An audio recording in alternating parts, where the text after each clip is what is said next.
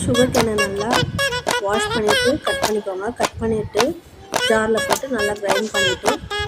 அதில் தேவையான அளவு சுகர்